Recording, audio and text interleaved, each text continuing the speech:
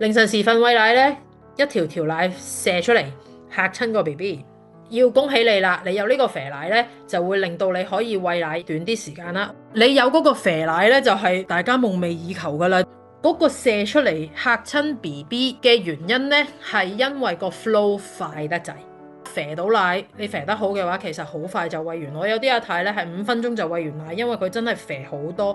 佢一個乳頭呢，其實通常我哋講緊會肥奶嘅窿窿呢，少則就3個，多則呢，有啲人10個噶，我都見過，即係10個窿一齊噴。你想象下10條飲管飲一盒檸檬茶，係幾快速度飲完個檸檬茶，係咪先？所以你如果肥到出嚟呢，只要 BB 佢 tolerate 得到嗰個 flow 呢，其實好快就餵完一餐奶啦。咁但係有啲 BB 呢，即係真係佢可能呢個咽喉嗰個位置呢，佢好 sensitive 啊，或者佢未係好習慣一個好高速嘅 flow 呢。咁有時佢會驚啦，會咁樣啦，或者佢會咳啦，因為你快啊嘛個 flow。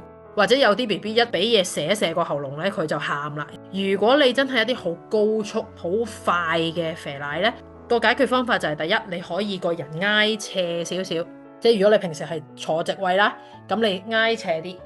當你挨斜啲，甚至乎再斜啲咧，再 lean backward 啲咧，咁因為地心吸力咧，會令到佢冇噴得咁勁嘅，咁佢冇噴得咁勁，佢咪唔咳咯，或者唔會驚咯。